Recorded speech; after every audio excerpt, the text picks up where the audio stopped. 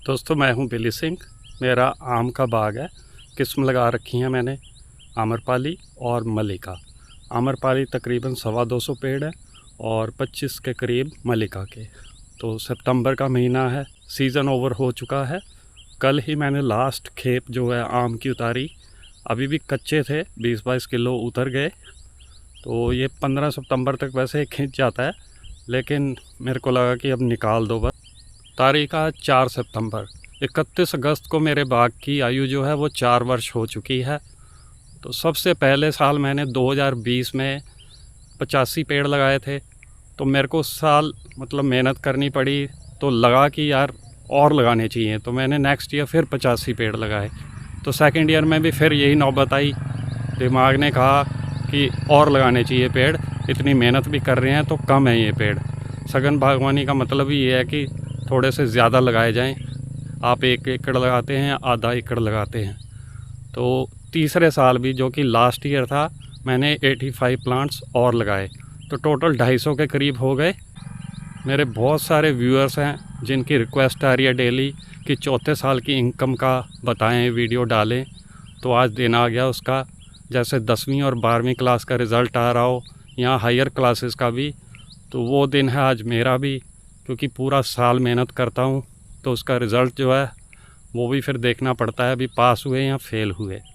तो आगे आपको बताता हूँ भी क्या सीन रहा है, कितनी यील्ड हुई, कितने में मैंने बेचा और कितना मुनाफा हुआ। वो सब बातें आगे डिस्कस करते हैं। पहले थोड़ी सी बेसिक जो बातें होती हैं बाग के बारे में, सितंबर में क्या कुछ करना है आफ्टर कल्टीवेशन, जब आप पूरी अपनी फसल बेच चुके होते हैं उसके बाद क्या कुछ करना है, वो भी थोड़ा सा डिस्कस कर लेते हैं। तो सबसे पहले तो मैं एक, मेरे दर्शक हैं, व्यूअर हैं, बहुत ही प्यारे सुशील कुमार जी, सहारनपुर उत्तर प्रदेश। उन्होंने मेरे को सुपर थैंक्स में 200 रुपये का रिवॉर्ड भेजा है। उनको सलूट है मेरी तरफ से। ज़िंदगी में पहली बार मेरे को किसी ने कैश रिवॉर्ड दिया है, तो बहुत अच्छी फीलिंग आई। और सुशील जी, मैं आपको प्रॉमिस करता हूँ वो 200 रुपये मैं बहुत अच्छी जगह लगाऊंगा, ताकि वो आपकी जो देन है मेरे को, आपका जो गिफ्ट या प्यार है, वो काम आए आगे। इस समय जो बाग की हालत है, जैसे ये छोटे छोटे से रह गए हैं, इक्का दुक्का हर पेड़ पे, या बहुत सारों पे तो नहीं भी है। तो पत्तों की कंडीशन देखें, अब ये बूढ़े बूढ़े लग रहे हैं, वियर एंड टीयर हो चुकी है इनकी गर्मी बरसात से। अब नई कोंपलें आएंगी। तो कल बारिश भी अच्छी हुई है दोपहर तक, तो इनको थोड़ा पानी की खुराक भी मिल गई है। तो आगे जो भी है इसका प्रोसीजर, मैं उसका नेक्स्ट वीडियो में आप सबको बताऊंगा भी। इनकी देख रेख कैसे करनी है सितंबर में, कैसे खाद डालना है, कैसे स्प्रे वगैरह लगानी है, और किन किन चीज़ों से आपने इसको बचाना है, वो अगले वीडियो में आप सबको मैं बताऊंगा। अब इन पौधों की जो है प्रूनिंग भी करनी पड़ेगी, तो वो भी एक टेक्निक है भी। 4 वर्ष की आयु के पौधों की प्रूनिंग कैसे करते हैं वो भी बताऊंगा अगले वीडियो में। तो इस वीडियो में मेन जो है उस टॉपिक पर आते हैं कि कितनी आमदन हुई बाग से। तो इस टाइम पूरा जंगल खड़ा है इधर, हरा भरा। इसमें चलते हुए बहुत अच्छी फीलिंग आती है। अभी जंगल में से वॉक कर रहे हैं, जानबूझकर मैंने इसको ऐसे छोड़ा है। और अब इसकी जुताई वगैरह करूँगा। ये घास वगैरह ट्रैक्टर से, रोटरी टिलर जो होता है बड़े वाला, उससे इसकी जुताई करवाऊँगा, ताकि ये घास जो है खाद के रूप में कन्वर्ट हो जाए। मेरे पिछले वीडियो में आप लोगों ने देखा होगा कि फ्लावरिंग जो है ऑलमोस्ट 100% आई थी। फ्लावरिंग 100% आने का मतलब ये नहीं है कि आपको फ्रूटिंग भी 100% मिलेगी, क्योंकि जो भी खेती है ना, ये मौसम के ऊपर निर्भर करती है।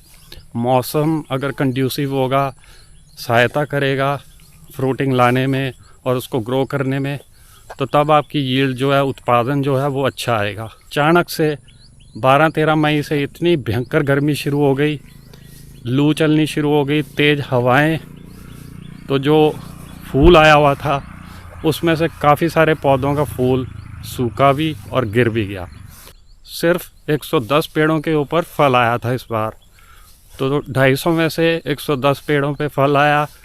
लेकिन इसमें से भी मैंने जो पिछले साल पौधे लगाए थे 85, उनसे मैंने फ्लावरिंग तोड़ दी थी पर्पसली, क्योंकि छोटे होते हैं तो वो फल का जो वज़न है वो सह नहीं सकते, तो वो तोड़ना पड़ता है पहले साल फ्लावरिंग को।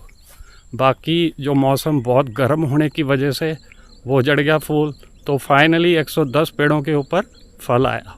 इस साल भयंकर तूफ़ान नहीं आए, उससे फ़ायदा ये मिला कि जितना भी फल लगा हुआ था ना वो इंटैक्ट रहा टहनियों के ऊपर, वो टूट के गिरा नहीं। तो उसका भी थोड़ा सा यील्ड पर असर पड़ता है, क्योंकि जैसे जैसे फ्रूट ग्रो करता है तो आपका जो फ्रूट है ना वो स्ट्रॉन्ग हो जाता है, फिर जितनी मर्जी हवाएं चले टूट कर गिरता नहीं। इनिशियली गिर जाता है अगर शुरू में मई के बीच में जैसे तूफ़ान आते हैं तो तब गिरता है, लेकिन इस बार बचाव हो गया। फाइनली 110 पेड़ों के ऊपर फल आया। इस बार जो एवरेज है पर प्लांट बहुत अच्छी आई, तकरीबन 6-6.5 किलो हर पौधे से उतरा है। एवरेज जो आई है, किसी के ऊपर 15 किलो भी लगा होता है, किसी पे 4 किलो भी, तो एवरेज निकालनी पड़ती है। तो कुल मिला के लगभग 6.5 क्विंटल 110 पेड़ ने झाड़ दिया है। वैसे तो ज़िंदगी में इफ्स एंड बट्स अगर मगर नहीं लगता, बट अगर 300 पेड़ जैसे लगा रखे हों 1 एकड़ में और ये एवरेज आए तो बहुत अच्छी आमदन होगी 4 साल के बाग से। तो 6.5 क्विंटल जो निकला उसको मैंने 3 रेट पर बेचा। गांव में मैंने बेचा 70 रुपये किलो, शहर में बेचा मैंने 80 रुपये किलो, और दिल्ली मेरा जो माल गया वो गया 100 रुपये किलो। तो एवरेज जो है ना मेरी 80 रुपये किलो आई। तो अब तकरीबन इसको आप 6.5 से मल्टीप्लाई कर लें तो 50,000 का 50,000 रुपये का चौथे साल में उत्पादन हुआ है मेरे आम्रपाली के बाग से। इस साल मेरे को लग रहा है कि जो मैंने मेहनत की है ना उसका फल जो है ना वाकई मीठा मिला है। इस बार मैंने अपने बाग को नेचुरल रखा, कोई स्प्रे नहीं की NPK 19 फर्टिलाइज़र की, कोई मैंने और भी इंसेक्टिसाइड फंजीसाइड नहीं स्प्रे की है, बिल्कुल नेचुरल रखा बाग। तो उससे मेरा जो कॉस्ट है ना वो कम हो गया। तो कॉस्ट ही आपने कट करनी है, और ये भी एक एक्सपेरिमेंट था मेरी तरफ से भी, नेचुरल रखने से क्या होगा, क्या फल पे असर आता है। फल सारे हेल्दी निकले, किसी के ऊपर कोई भी बीमारी नहीं आई, कोई लक्षण नहीं आए। तो बहुत बढ़िया फल इस बार मिला, और मैं खुश हूँ कि नेचुरली भी खेती कर सकते हैं। लेकिन इसको रीप्लेनिश करना पड़ेगा, क्योंकि 1 एकड़ में 300 पेड़ लगे हुए हैं, तो इनको खुराक भी बहुत ज़्यादा चाहिए। तो इस बार मेरे को वर्मी कंपोस्ट डालना पड़ेगा हर पौधे के ऊपर, ज़मीन में ही मिट्टी में मिक्स करूँगा। उसका तरीका भी नेक्स्ट वीडियो में आपको आने वाले टाइम में नज़र आ जाएगा। और NPK 19 भी बड़ा ज़रूरी है, उससे जो फल में मिठास आती है, क्योंकि फास्फोरस वगैरह, फॉस्फेट वगैरह, ये नाइट्रोजन वगैरह, इससे फल की जो शेप और उसका जो गूदा होता है ये बहुत अच्छा आता है, और मिठास भी बहुत अच्छी आती है। हालांकि नेचुरली रख कर भी मिठास में कोई कमी नहीं आई, बट एक ख्याल तो रखना पड़ेगा ना, खुराक देनी पड़ेगी। अगर हम लोग भी जैसे जीते हैं तो खाना बढ़िया खाएंगे, उसका पोषक तत्व जो है वो बढ़िया रखेंगे, तो तभी हमारा शरीर भी सही रहता है। ऐसे ही हमारे पौधे हैं, इतना सारा फल देते हैं, तो इनको भी खुराक अच्छी चाहिए। तो चलिए अब बात करते हैं। अभी 50,000 रुपये की टोटल इनकम जनरेट हुई इस साल बाग में से, 4 साल का हो चुका है। तो खर्चा मेरा तकरीबन ना 10,000 रुपये साल का बिजली का बिल आता है, क्योंकि मेरे को कमर्शियल कनेक्शन दिया गया है सरकारी बिजली विभाग की तरफ से, जो कि बुरी बात है। हॉर्टिकल्चरिस्ट को तो सस्ते में बिजली देनी चाहिए। चलो ये तो पॉलिटिकल मुद्दे हैं, ये डिस्कस नहीं करते। तो उसके अलावा मैंने 3,000 रुपये की जुताई वगैरह करवाई थी 2 बार फल आने से पहले, तो टोटल हो गया खर्चा 13,000 रुपये। तो 50 में से 13 गए तो 37,000 रुपये पॉकेट में आए। तो अब अच्छी वैल्यू बनती है। अगर देखा जाए अभी 4 साल के पौधे हैं, अभी छोटे भी हैं, तो सघन बागवानी की वजह से इनकम जनरेट होगी। लेकिन सबसे मेन बात है कि मैंने डायरेक्ट मार्केटिंग करके इसको सेल किया। अगर यही प्रोडक्ट आप मंडी में लेके जाते तो वहाँ आपको 20-25 रुपये किलो देते हैं, जो कि लूट मची हुई है। वहाँ किसान कभी भी ज़िंदगी में पैसे नहीं कमा सकता मंडियों को बेचकर। तो आप अपना नेटवर्क ऐसे सेट करें कि आपका फल जो है ना खूब बिके, खुद डायरेक्ट लोग आपसे ख़रीदें। इस साल डिमांड 20 क्विंटल से भी ऊपर थी, लेकिन मेरे पास माल कम था, तो बहुत सारी नाराज़गियाँ भी हुई कि हमें आम नहीं दिए गए, लेकिन मजबूरी है। तो डायरेक्ट मार्केटिंग करेंगे तो आपका मुनाफा बहुत बढ़िया रहेगा। तो इस साल उम्मीद जगी है कि और 4 साल बाद काफ़ी यील्ड निकलेगी, तो आपकी आमदन भी वैसे ही बढ़ेगी। जो बाग का नाम है, जो फल आप खिलाते हैं नेचुरली पका कर लोगों को, वो दूर दूर तक बात फैलती है, तो कस्टमर भी बढ़ते हैं, तो जितना मर्जी माल हो बिक जाता है। बस मंडियों के हत्थे ना चढ़ें, व्यापारियों के हत्थे ना चढ़ें, तो आप बहुत अच्छी आमदन कमा सकते हैं खुद बेचकर।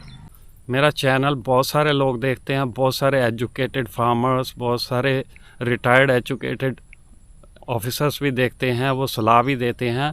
तो आप लोगों को कोई भी सुझाव देना हो, आप कमेंट सेक्शन में जाकर सुझाव अपना दे सकते हैं। उससे मेरे को भी फ़ायदा होगा और जो वो सुझाव पढ़ेंगे उनको भी फ़ायदा मिलेगा। अंत में मैं यही कहूँगा कि दबा के मेहनत करें, हिम्मत ना हारें, पेशेंस रखें। वैसे भी कहावत है कि सब्र का फल मीठा होता है, तो आज 4 साल बाद सब्र का फल जो है वाकई मीठा मिला है। 20-25 पौधे मैंने नाशपाती के भी लगा रखे हैं और 4 पौधे मेरे बब्बू गोशे के भी थे।